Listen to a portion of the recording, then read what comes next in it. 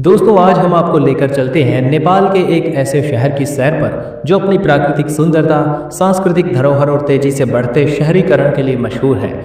ये है भरतपुर, जिसे प्यार से नेपाल का हरित रत्न भी कहा जाता है। नारायणी नदी के किनारे बसा भरतपुर लुम्बिनी प्रांत का एक चमकता सितारा है जो प्रकृति, संस्कृति और आधुनिकता का एक अनोखा संगम है। ये शहर न सिर्फ नेपाल के मध्य में एक महत्वपूर्ण व्यापारिक और शैक्षणिक केंद्र है, बल्कि पर्यटकों के लिए भी एक ऐसा ठिकाना है जहाँ हरियाली, नदियों की ठंडक और ऐतिहासिक कहानियां एक साथ मिलती हैं। तो चलिए भरतपुर की गलियां और बाजारों की सैर पर निकलते हैं। भरतपुर नेपाल के लुम्बिनी प्रांत में चितवन जिले का सबसे बड़ा शहर और उप महानगर पालिका है, जो समुद्र तल से करीब 183 मीटर की ऊंचाई पर बसा है।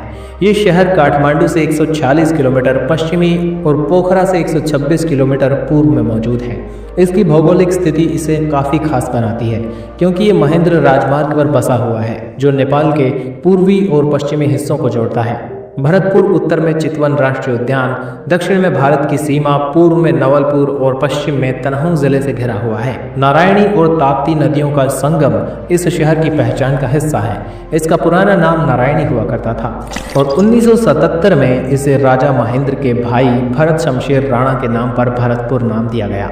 शहर का क्षेत्रफल 432.45 वर्ग किलोमीटर है और ये नेपाल का दूसरा सबसे बड़ा शहर है। भरतपुर का इतिहास इतना ही रोचक है जितना इसका वर्तमान जीवंत है। प्राचीन काल में यह क्षेत्र घने जंगलों और थारू जनजातियों का गढ़ हुआ करता था। 18वीं सदी में ये गोरखा साम्राज्य का हिस्सा बना। 1950 के दशक में भरतपुर एक छोटा सा गांव था, लेकिन 1960 में मलेरिया उन्मूलन के बाद महेंद्र राजमार्ग के निर्माण के साथ ही तेजी से शहरीकरण की राह पर बढ़ा। 2011 की जनगणना के अनुसार भरतपुर की जनसंख्या 1,99,000 थी, जो 2021 में बढ़कर अनुमानित 2,40,000 हो चुकी है। इसका जनसंख्या घनत्व 2238 व्यक्ति प्रति वर्ग किलोमीटर है और लिंगानुपात 1000 पुरुषों की आबादी पर 932 महिलाएं हैं। भरतपुर की सांस्कृतिक विविधता इसकी सबसे बड़ी ताकत है।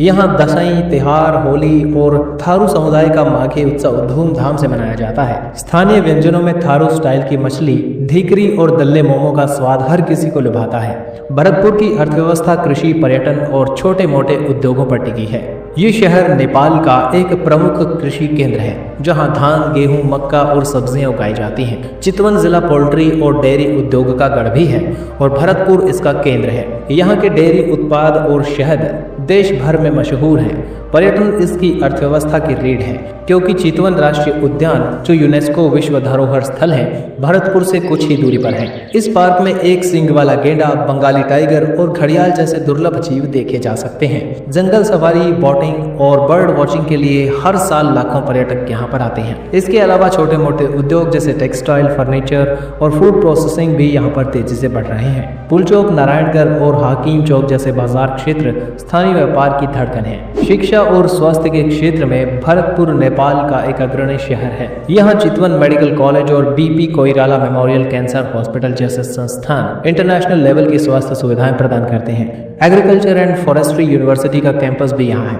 जो कृषि और वन विज्ञान में अनुसंधान का केंद्र है। परिवहन के मामले में भरतपुर नेपाल का एक प्रमुख केंद्र है। भरतपुर हवाई अड्डा काठमांडू और पोखरा के लिए नियमित उड़ानें संचालित करता है। महेंद्र राजमार्ग और सिद्धार्थ राजमार्ग इसे नेपाल के अन्य शहरों और भारत की सीमा से जोड़ते हैं। यहाँ से काठमांडू, पोखरा, लुम्बिनी और नेपालगंज के लिए नियमित बसें चलती हैं। दोस्तों कैसा लगा ये वीडियो कमेंट करके जरूर बताइए। अगर ये वीडियो आपको अच्छा लगा तो इसे लाइक जरूर करें। Thanks for watching. जुड़े रहिए एक्सप्लोर वाईआरएस के साथ।